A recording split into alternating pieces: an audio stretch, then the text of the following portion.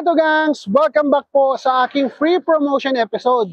Ngayon, andito po ako ngayon sa Anayan, Pili Camarines Sur dahil meron po akong titingnan na isang camper van na Japan surplus dito sa Pili Multicabs. So, ngayon meron akong kasama ang area manager ng Pili Multicabs, si Sir Nemar Cadallo. Greet mo naman yung mga...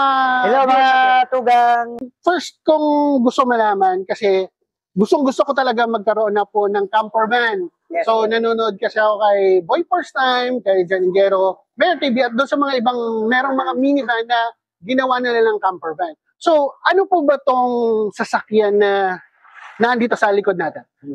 Ito po ngayon ang pinaka medyo latest unit natin ngayon, which is DA17.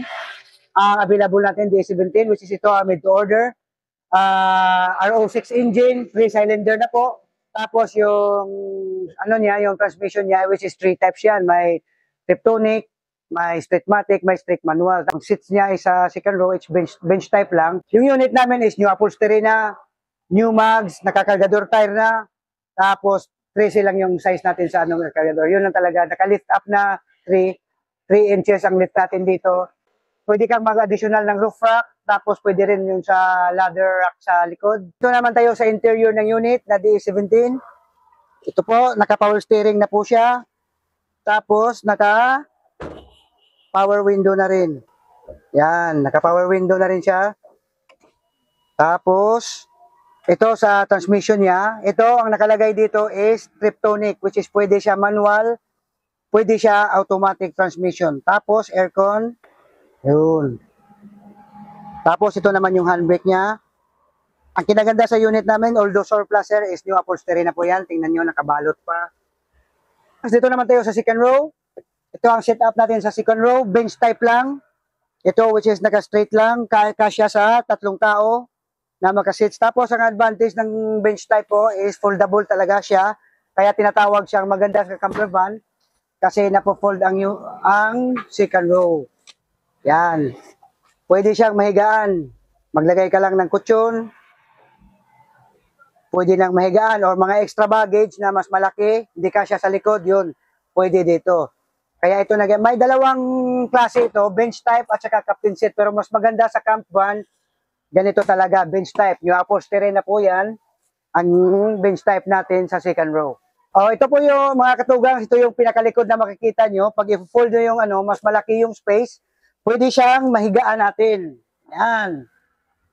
So, kampante-kampante. If ever may mga extra baggage kayo na medyo mas mahaba, kaya siyang ilagay. Kaya all-purpose talaga ang mga camper van ngayon ng mga unit namin. So, kung gusto nyo mag-avail, just visit us na lang dito mga katugang. So, Sir Nemar, dahil sa gusto ko pong kumuha nitong ganitong sasakyan na gusto kong maging camper van. So, very interested talaga ako at nagmamanifest ako na sana makakuha ko talaga to. Sana makakuha din ako someday. Soon. So, sir, bali, halimbawa ako, gusto kong kumuha. Ano ba ang dapat kong ibigay na requirements sa inyo? So, through financing? Yes, yeah. Sa financing natin, sir, so we offer in-house at saka tie-up financing. So, same lang yan. In the terms na installment, syempre, ang hinahanap natin dyan is proof of income. Either business or employee. So, if business, kailangan natin dyan is business permit or business transaction and whatsoever na hinahanap ni CI. Tapos, sa employee naman, COA at saka yung payslip. Hinahanap talaga yan ni CI. So, if ever may ano pa dyan na medyo kulang yung income mo, hahanapan ka na iba, bank statement or whatever na pwedeng idagdag sa income mo. Pwede rin mga remittance, ganun. Si CI mag-inspect yan sa inyo para maipasok kayo sa Yun lang. Yan. So, kung ganitong van, sir, itong unit lang na to, itself. So, magkano itong ganitong unit na to? In cash? More or less nasa 370 ang price nito, sir. Kasi ito, nakita nyo naman mga naka-customize, naka-lift ng 3 inches. Yung mags niya is 13 na off-road tires. May roof rack na to, di ba? Yeah. May roof rack na to. So, customize talaga. Naka-captain seat na yung front. So, nakita nyo naman sa video. Ito, naka-bench lang to kasi just in case na gusto mong gawing camper van, natitiklop to kagaya ng ginawa ni Sir Nemar kanina. So, ito is 300 plus. So, kung once na po na installment to, magkano po kaya ang madadagdag? Ang mga minimum down payment natin sa ganyang price sir is syempre made to order to. Nasa 50 pataas talaga yung down payment natin. Tapos yung monthly nito nagre-range na lang sa mga 13 to 14, 15. Depende yan sa exact price talaga ng unit. Nandun yung nagre-range monthly for 3 years. So if ever gusto nyo talaga mag-less yung monthly nyo, mag-higher DP lang kayo, down payment, na syempre of course if intended na 50 yung down payment, mag-higher lang kayo, depende sa inyo.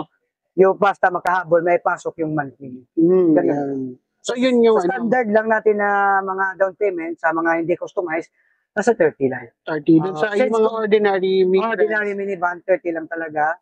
Depende pa rin yan, as subject to change pa yan, depende ni CI approval. Saka depende pa din dun sa, di ba sir, sa unit ko ano yung dumating dito sa Pilipinas, di ba? Yes. So, mga tugang kasi, bigyan ko kayo ng konting trivia. Ang Japan Surplus kasi, syempre, from Japan, dinadala kasi nila dito yung chopped siya na parts. So, yung pinto, yung upuan, yung gulong, magkahiwa-hiwala yan. Chop-chop talaga. So, dito na yan sa Pilipinas na inaayos. So, meron silang assembly area o factory na binubuo kagaya ng Pili Multicabs sa Cebu sila. Meron silang tatlo, di ba?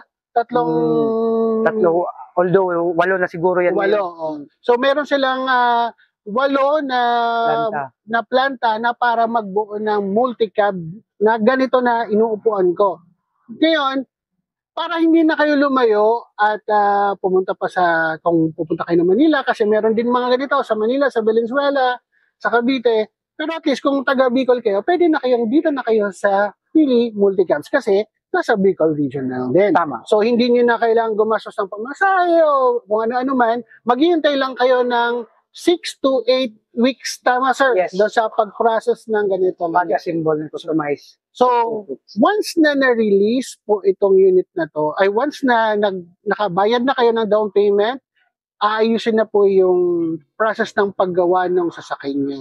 Saka, unless kung meron na ditong available ditong unit Yes, sa showroom. branch, sa showroom, is mas madali. Hindi nyo na kailangan maghintay ng matagal. Yeah. So, much better talaga sir na pumunta talaga sila dito sa branch ninyo. For actual viewing. Yes. So, para mas makita nila kung ano yung mga features na available na ganito. So, meron lang akong kwentong, tanong lang ko, sir, since na nasa Japan Surplus, industry, marami kasing nagsasabi na, pangit daw ang Japan Surplus, bulok daw, keto bla bla bla.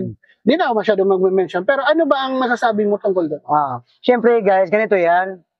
Surplus, meaning to say, it has been used Japan and for how many years. Pero dito nire-recon yan. Siyempre recon, ina-assemble yan. Pero sa yarda namin, hindi yan basta-basta nag-assemble kami ng unit. Ginagawa namin yan, sir. Every part of the unit from engine, chassis, and whatsoever accessories na para sa unit, dinadaan namin yan sa quality check. Pag okay yung ganito parts, tsaka namin yan i-assemble. So, meaning to say, bago yan ilabas namin sa planta, okay yung unit. Pero syempre, surplus di maiwasan. Kaya nangyayari sa mga unit namin is from Cebu, throughout the branches is naka-land trip kami shipping. Para at the same time, test drive sa unit.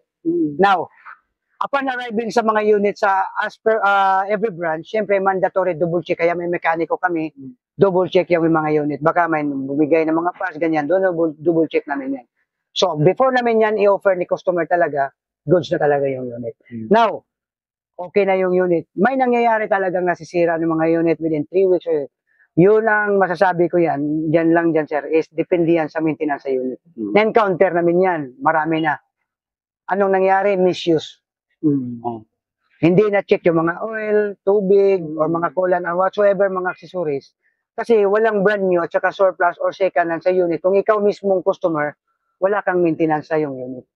Masisira at masisira talaga yan. Pero kung surplus man yan, gaya ng mga unit namin, kung maalaga ka lang, maintenance ng unit, hanggang makakaya yan, walang problema talaga yung unit. Speaking of mekaniko, sir, syempre, ako na yung owner. Syempre, gusto kong magpaayos. Syempre, dito ko kinuha. Pag once na dito ko ba pinayos, ano ang procedure? Ano ba to? May under warranty ba to? O may free labor ba ito? Ano ba ang dapat gawin? Mga ganun, sir. Ganito, sir. Sa mga unit naman talaga namin is we offer talaga 1 month engine warranty lang talaga. Okay. So, other spare parts, wala talaga yan sa warranty. So, syempre, kung as per book tayo, is wala talaga kaming pakialam sa spare parts. Pero no worries, indicate pa rin namin yan. Okay. Kung kayang ayusin ni mekaniko namin yung mga spare na ganyan, aayusin natin yan. Mga minor lang yan naman eh. Tapos, if ever may bumigay talaga dyan, pwede nyung bilhan lang, may available na yan. Ipaayos lang natin kay mekaniko. Yun lang. Pero in terms sa engine talaga problema, kaming bahala dyan lahat. So, pero aside from, meron din kayong available na parts. Yes, sir. Meron, sir. Pero mga stock Japan, siyempre kukuha tayo sa Cebu. In-order natin yan kung available ba. Pero yun nga, nag-wait tayo. Pero no worries sa mga parts sa mga unit namin kasi marami na talaga to sa mga auto shop talaga. Na mostly kung mas gusto mo talaga makaano, kahit sa online, hahanapin mo yan, meron na talaga yan. Mga tugangs, kung interesado kayo, pumunta kayo dito sa Anayan, Pili, sa Pili Camarines, hanapin mo si Sir Nemar. Siya ang bahala ang mag-explain sa inyo kung ano yung unit na gusto nyo, kung ano yung mga inquiries nyo, pwede nyo po siyang makausap. As area manager, siya po ang mas nakakaalam ng mga units or mga ginagawa dito po mismo sa showroom nila. So mga tugangs,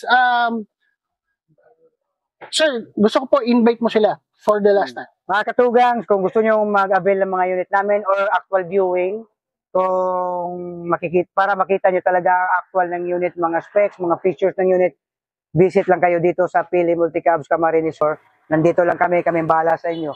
At kung hanggang saan man makarating ang videos na to, may mga branches kami, Cebu, main branch namin, tapos Dumaguete, Negros Oriental, Bacolod, Negros Occidental, Iloilo, meron din kami. Tapos dito sa Bicol region, meron din kami sa Daraga. Pwede kayong mag-visit anytime sa mga branches namin for actual viewing sa unit. Kaming bahala. Yun. So, ilalagay ko na lang mga tugangs yung details nila, yung phone number, yung FB page. Lalagay ko na lang dyan. So, para hindi na kayo mahirapan maghanap ng kanilang location, ng FB page nila, at telephone number nila o cellphone number nila. So mga tugangs, sana na-enjoy nyo itong aking pagpasyal dito sa Pili Multicabs at maraming salamat Sir Nemar Yes, sir, sa thank you. opportunity na makausap ka at ma-interview at mapaliwanag sa mga viewers natin about sa Japan Surplus. So mga tugangs, please like and share po ng aking video para kung sakaling may mga kaibigan kayong gusto or interesado sa multicab or sa mga camper van dito sa Bicol region is pwede nyo pong bisitahin ang Pili Multicabs. Sa uulitin po, always remember, God is good.